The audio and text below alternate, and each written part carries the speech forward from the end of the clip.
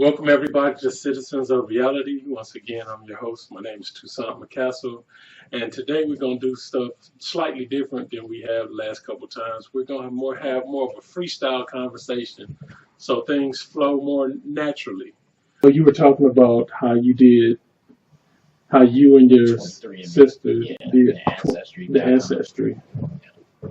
Yeah. So it was interesting from the standpoint that we were just talking about. It's something that I have had to address living in Canada. And living in Canada, especially in the Toronto area, there are a lot of individuals that are immigrants to Canada that come from other areas, and they have a very, very strong familial connection. So having a friend that was from Hong Kong that was able to articulate, talk about his experiences being uh, now a Chinese Canadian, but his Chinese heritage and the celebrations and the different things that they do celebrating Chinese New Year, and just the all of that culture and so forth. Individuals from Argentina, individuals from Cuba, individuals from Jamaica, and whenever there would come a point in time, whether it be a holiday, festival, some type of celebration, and to be able to participate with these different cultures. But as we know, there is no African American holiday. There's no African American celebration per se. We don't have like a rites of passage or anything like that. So taking the DNA test and looking at the results, um, even as little as the imagination allows for me from the imagination side to have this imaginary view of these ancestors and the journey that my ancestors made to get me to where I'm at today. And ideally at some point in time, I think that there's always an effort to try to build something that we could call African American culture and so forth. When we look at Kwanzaa, exactly. Right. But we got others. We got Juneteenth. But the sad part about Juneteenth is that I lived in Dallas. I lived in the Dallas area for almost 3 years and don't nobody down there celebrate it. And that's a relic of good black writers. It's such an incredible thing to me to ask a black Texan what they have planned for Juneteenth, and they looked at me like I had lost my mind. Well, but I think what we did as people, we took what was given to us and we made it ours. In a sense. And we've done like that Christmas, throughout the world. like holidays. I was always of the assumption, and for years I didn't celebrate Christmas. And I kind of kept it from my children because I knew of it.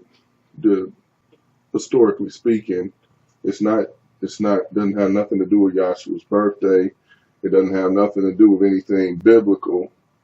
And not only that, I thought it was just another form of European white supremacy being forced on us. But I look back and I did a recheck, and I remember as a kid it was something I really enjoyed. So I thought about it. I was like, maybe even though it has it's bad historically speaking, I think that we kind of took it and made it our own, so to speak. Yeah.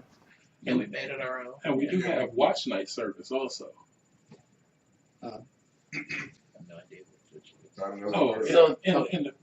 Go ahead. Oh, going okay. Basically, watch night service. It's just I know it's a service at least at my church we do on New Year's Eve, kind of still just celebrating the end of New Year. Oh yeah, I've been to those before. But the history of it is what I was getting to. Oh, go ahead. The history of it is during the time of the Emancipation Proclamation, it was around New Year's. So the enslaved people and the free people huddled together so that our ancestors could keep watch and stay vigilant so that they wouldn't get killed. Or be snatched. or be snatched up and done however once they were emancipated. It took a while for the emancipation to spread across the country. Took years. Yeah, it took years, but watch night service on New Year's was just to make sure. That's the whole aspect of Juneteenth, as far as how long it took for them down south to realize. Even after that. Yeah, you had people. I think you had people pretty much enslaved. I mean, they were sharecroppers, and they were forced to the land. I don't remember, and I apologize for not having the information, and I'll try to look it up for the next time. But I know that when I think we were probably in like middle school, but I do recall sometime in the mid 80s that there was a news story where they talked about finding a few black people that were someplace on a plantation in the South that did not know that they were that. Really? Yeah. I forgot how long it was, but they had been kept pretty much obscurity and did not know. They had a record. I don't know if y'all aware of it, but there was the northern people would sometimes adopt children from the South to work on the farm and be like friends to their kids, and they used to castrate the black boys. And one of the most famous people, that was George Washington Carver. He was castrated as a child. Wow, I didn't know that. Yeah, it's so deep. It's deep, isn't it? That's what allowed him to stay focused. Allowed him to stay focused, and why his voice never changed. He had a voice like a woman. But that was the reason I always wondered why he was allowed to be so familiar with, white supremacists such as Henry Ford. Yeah. Henry Ford loved him to show him off as his token black. Right, because he was of no threat to him because he was castrated. But the whole thing is, historically speaking, we think of emancipation being the end when it was really just the beginning. I felt it coming, but you just got to say it plain. There are some of us who are wage slaves.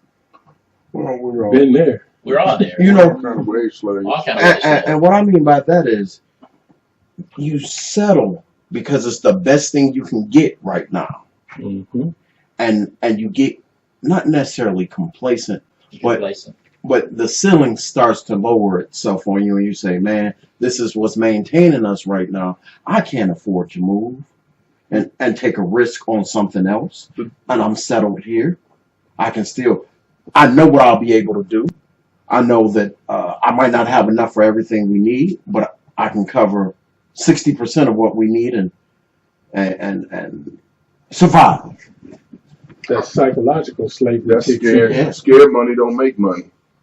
That's what they're saying. You can't ever change hours for dollars, and I learned that because I think we all kind of been wage slaves. I know I was. Still am. Yeah. But the thing about it is, you have that, but you have people that can work the system and don't have to work. I just don't know how to do it. Listen, but they give up. They give up a great deal of autonomy. Yeah, they do. They allow people to the government to pry into their personal lives. Well, they're doing that anyway. And everybody's being surveilled. Right. But they willingly come in and fork it over, and they subject themselves to classism every time they need to get something, because the gatekeepers are just ahead of them slightly, and they treat them like, "Oh, you are so beneath me because I'm serving your need." And the sad thing is that, those of us who got out there and we were wage slaves, we worked all these years, we did all the stuff we're supposed to do. We're a good little soldier. We get something happens to us, and then because of all the people taking advantage of the system, we don't get the right. We don't get the privilege that we should and have worked for and have paid taxes into. We don't get those benefits without jumping through hoops, hiring a lawyer, hiring this person, hiring that person, hiring an investigator to find out that, oh, he's telling the truth. He really did get hurt, or he really did earn this. Well, Absolutely. They contest everything. The safety nets should help us, though. We don't demand it. There's no safety net. It's a dragnet. We Yeah, don't. yeah, We don't. drag You're me down. absolutely right. We don't. We don't. There's any safety net. We don't stuff. demand. I'll give you an example of a safety net. Food stamps are a safety net. There's not enough of it to save anybody. It's supposed to be a supplemental thing, right? But more than enough people should be supplemented. Maybe we have to rethink the way we divvy it out. Maybe we have to, I heard Donald Trump talking about we're gonna give people a box of food. It was the most ridiculous thing. To a few people They testing. That is so ridiculous. I can't give you a box of food. That's not going to be effective. The Well, economy. the thing about it is there's that underlying black market where people sell their stamps, Absolutely. which I'm not going to touch that subject too roughly, but because I'm not a proponent or a recipient of either. But if anybody give me But yeah, I mean,